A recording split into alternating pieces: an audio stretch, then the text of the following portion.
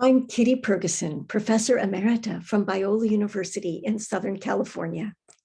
Today, I'll be talking about using list articles for Jigsaw activities in multi-level classes. I'll be covering four main topics: Jigsaw reading, texts for Jigsaw, finding those texts, and creating materials. The emphasis will be on finding suitable texts. You're probably familiar with Jigsaw reading and its particular version known as expert groups, but let me give a quick overview. During stage one, students are given different but related texts. They work in small groups where students with the same text can support each other in comprehension and help each other become experts on the content of their reading. This diagram shows 4 texts or portions of a larger text, but I've also done it with 3 or 5 portions. During stage 2, students from each different original group come together to form a new group.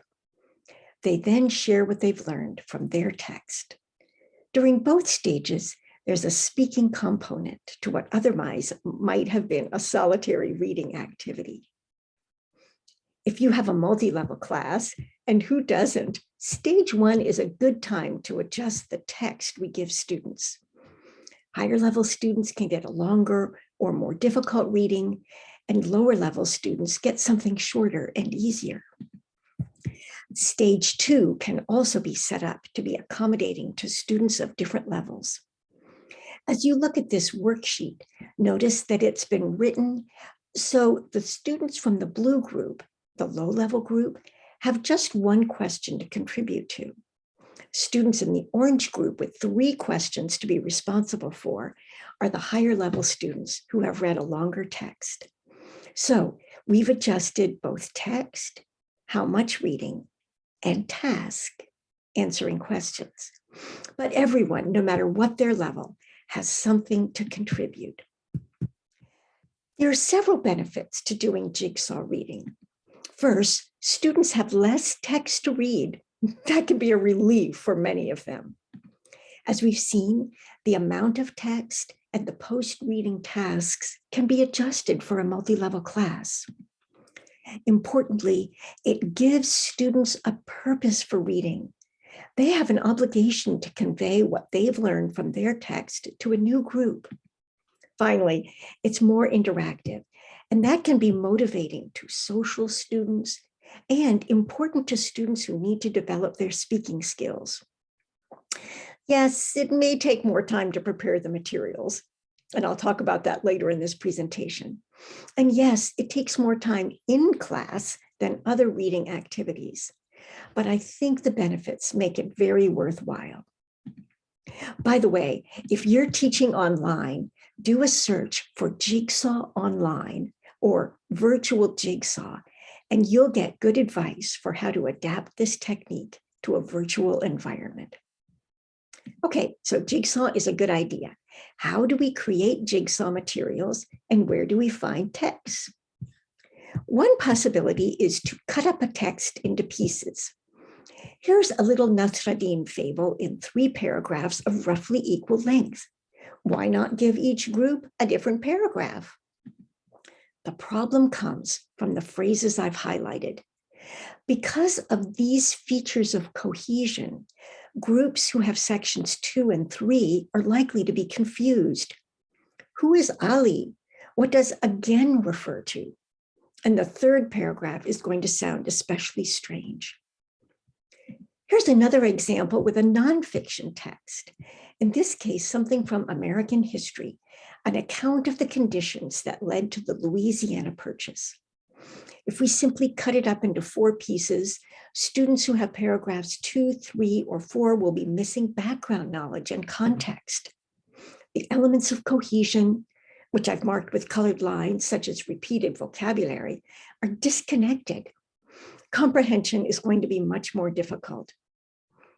A diligent teacher might painstakingly rewrite each portion, adding context and clarification, but that might not be realistic given how busy most of us are. Instead of cutting a regular text into pieces, I suggest using list texts. I was working on another project when I came across this article, 8 Simple Ways to Give. It occurred to me that it was perfect for Jigsaw reading. I wanted 4 groups, so I chose 4 of the 8 ways described in the original article.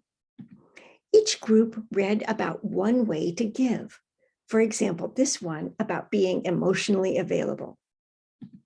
Here's a sample of the Stage 2 worksheet I wrote. A way to provide everyone in the new group a reason to talk about what they had learned in their Stage 1 reading. I want to take a slight detour here and remind you that after students have completed their Jigsaw, if speaking is a part of the curriculum standards or goals, if speaking activities would motivate students, or if there's extra time in class, you could pose follow-up discussion questions for pairs, groups, or the whole class. For example, which of these ways of giving is most appealing or practical or strange? Which of these ways of giving do you do already? Which are new to you? Which are you likely to try in the future? And what would you add or take away from this list? Back to list text. If you're convinced that you want to use the Jigsaw reading technique and that you want to use list text, let me tell you how to find such texts, especially ones that fit your teaching goals. The first search strategy is to use a phrase that includes a number, such as 3 ways to. Here are 2 examples of search results pointing us to sources that might be suitable for students in an intensive English program.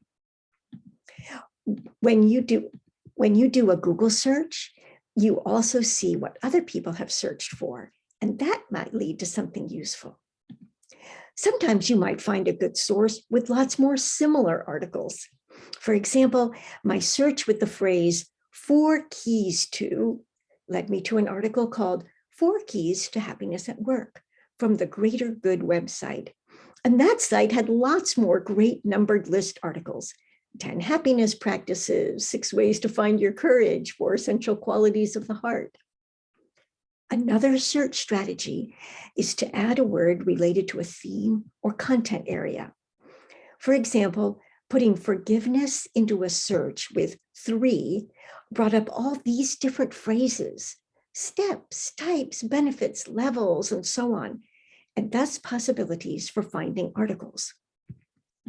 Putting gratitude into a search with 4 brought up all these. Each phrase could be used as its own search term, or you could use this search strategy to simply look for articles like these about failure. Gratitude, forgiveness, and failure are the kinds of self-help topics that lend themselves to lists in today's publishing world. And they might be good topics for students in university or intensive English programs. But what about students in adult schools who need English for practical daily life? I tried this search with shopping and got results related to shopping for groceries, online, on Black Friday, and for holidays. It took a bit more sleuthing, but I also found these articles that could be used in a unit on housing.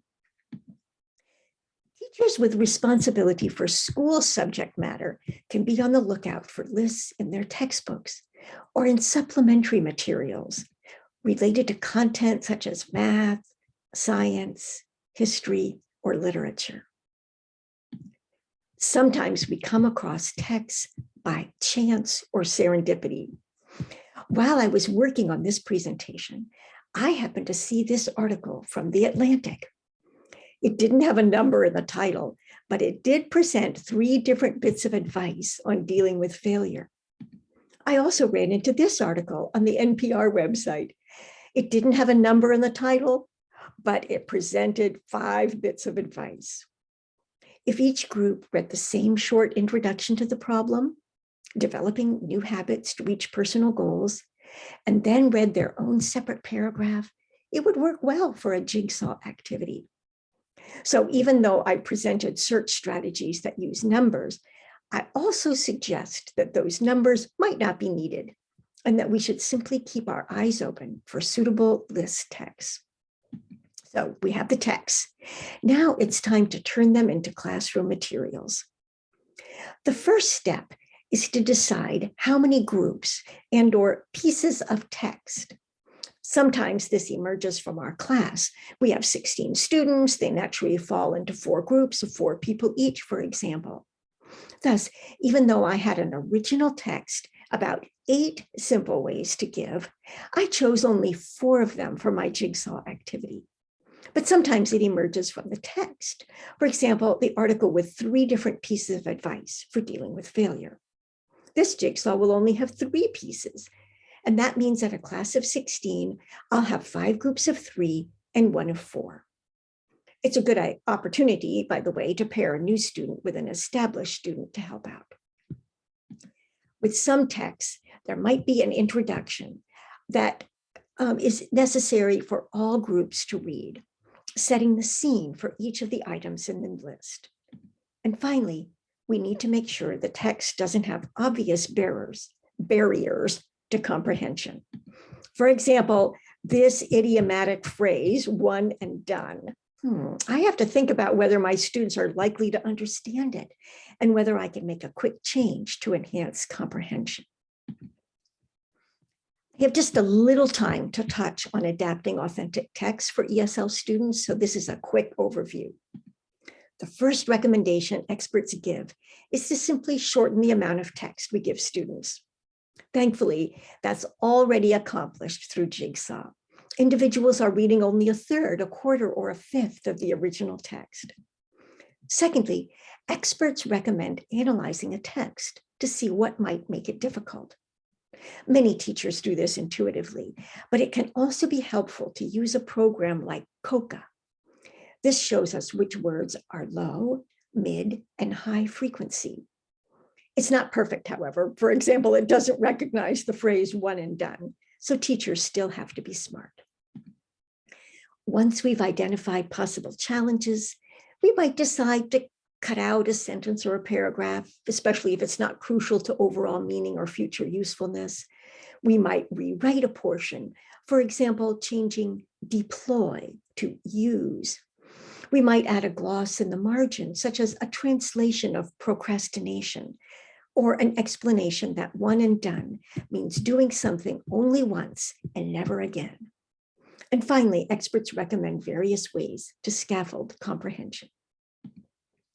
Rounding out the steps to create the materials, now that we have accessible text, we create the handouts for each round 1 group and the worksheet or other activity for round 2 groups. If finding and adapting text, creating the worksheets, and setting up your class for a 2-stage group activity sounds like a lot of work, I agree, and I suggest teamwork. Finding other teachers in your department who'd like to share the responsibility. You can decide which weeks or units would lend themselves to a jigsaw reading activity, and each choose one. Then share the materials you each create. You'll multiply what you have available to use over the course of the semester, and keep sharing via the TESOL Resource Center or Edusphere. I've talked about jigsaw reading, text for Jigsaw, finding those texts, and creating materials. I hope you're inspired to find a good text for your students and create your own jigsaw activity that will motivate students to read and speak. Thank you for listening. Here's my contact information, and I would enjoy keeping in touch.